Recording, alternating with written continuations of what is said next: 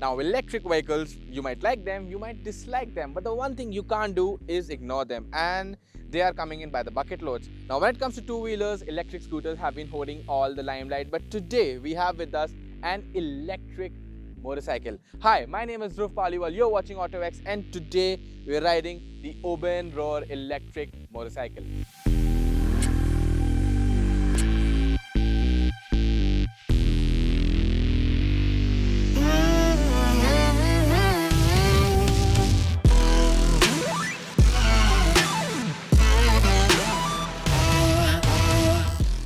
See, the Oben Rorr electric motorcycle, it promises to compete with your 150cc segment motorcycles, that is the internal combustion engine.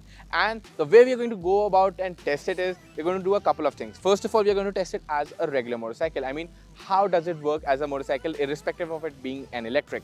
The second part is, we're going to test the electric side of things. Yeah, that's going to be interesting in itself. The third thing is, we're actually going to do the range test also. We've received the motorcycle on a full charge. We're going to be riding it around this area of Bangalore, and we're going to be checking out different modes and everything. We're going to be shooting on the way, so it's actually going to be pretty heavy, pretty draining on the battery. Let's find out how much can this do in the real world. Let's get on with that. I can be the sad song when everything is going wrong, even if it's just for the night. Alright, we are back after riding the Oben Rorr electric. We've ridden it for around 40 kilometers, most of it in the havoc mode, that's the sport mode on this motorcycle.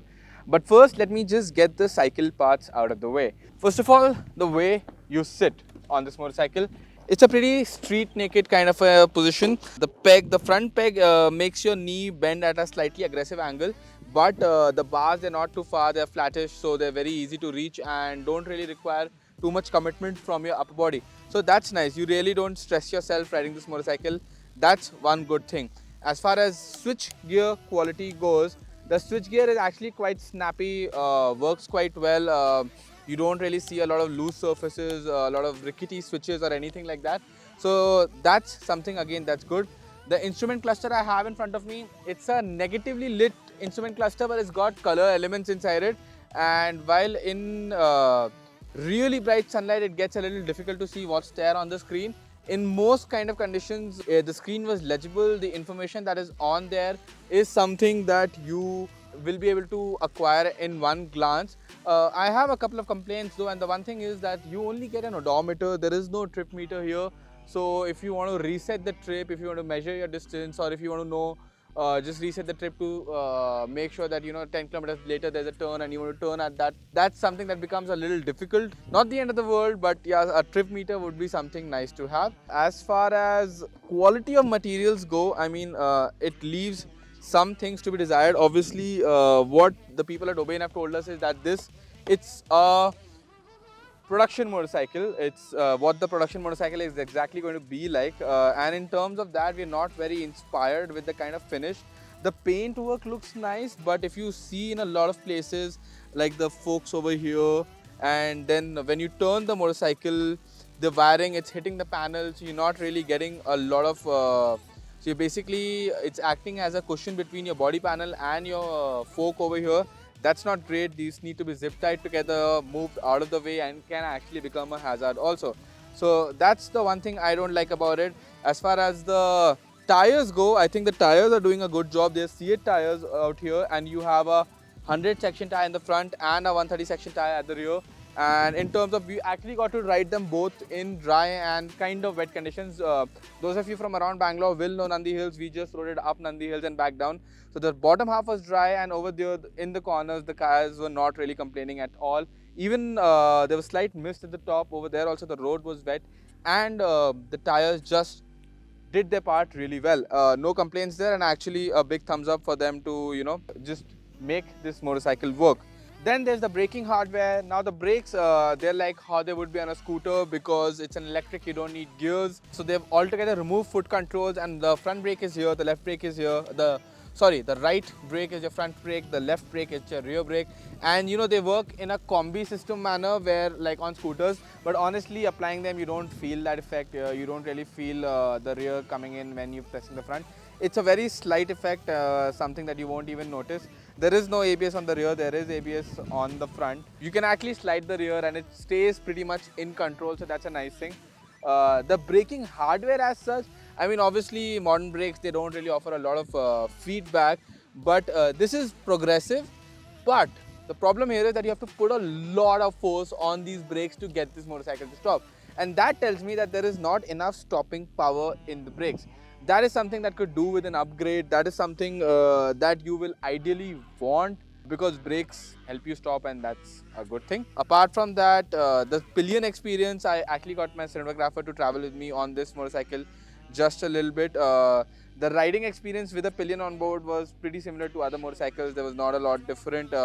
Although the pillion seat, it is actually narrower than what you have here for the rider. The seat for the rider, that really impressed me because it's wide, it's flat, and the cushioning, I think, is just perfect.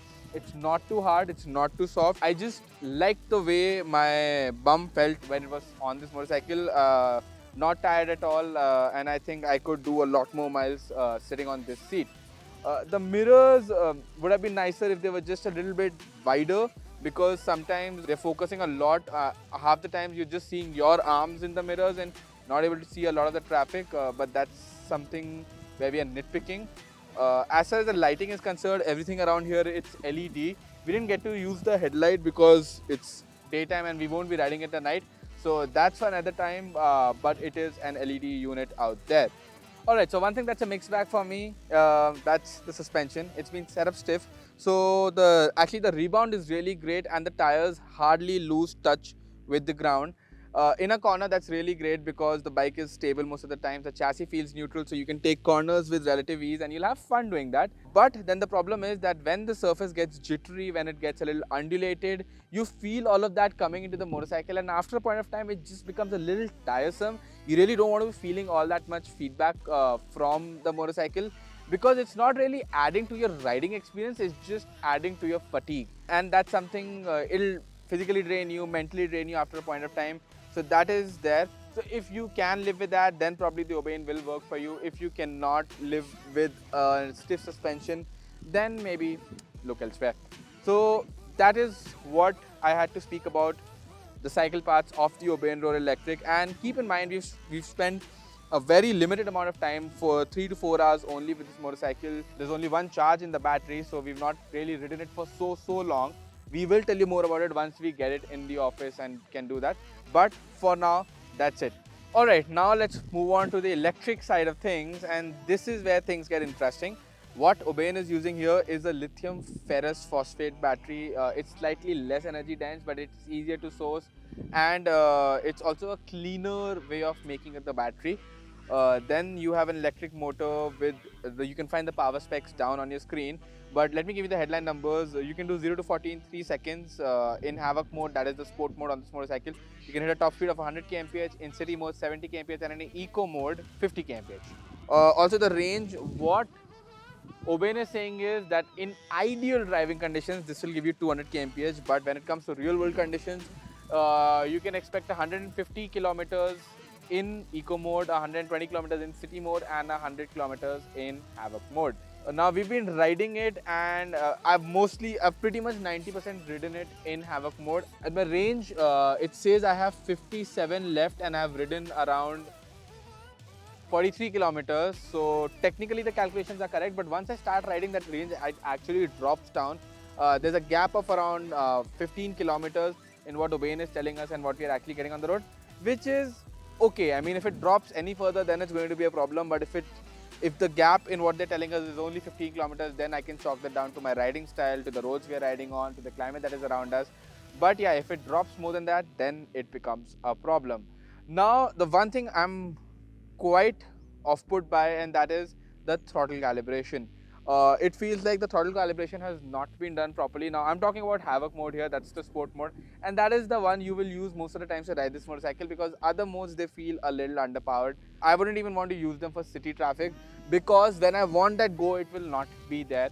So throttle calibration, the problem is, one of the biggest problems that I faced was that when you roll off the throttle, first of all, getting on the gas, it's quite smooth. It's a smooth experience. But when you roll off it, when you're approaching a corner and when you're killing off the gas, at that point of time, it takes that extra second to actually completely shut off the electric motor. And now if you're used to riding a regular motorcycle in which as soon as you chop the throttle, you're done. There is no more power going to your rear wheels and you can pick your line through a corner and go. In this, what was happening was that because that power was there even after I chopped off the throttle and I was getting ready to take the corner, the motorcycle would not follow the line I was instructing it to because it would understeer because of that extra power. And if you're riding in a hilly area, then that can get really nervy because there is oncoming traffic, there is the edge of the road, obviously so many factors to take into account. That is one thing I didn't like, and I think it's been done so that to make that roll off, roll on transition smooth. And while I do appreciate that, this I believe will not be a very smooth overall experience for customers. As far as the battery goes, I've actually been touching it all throughout to just see if it's been hot. That's one thing, the battery pack never, from the outside at least, felt hot. And that is one thing that really impresses me because I've been riding it on full gas the entire time, pretty much done with more than 50% of the battery. So that is there. Now finally, we're going to go ride this motorcycle a little more again. And once we're going to deplete it, and then we're going to show you how the charging system works. So stay tuned for that.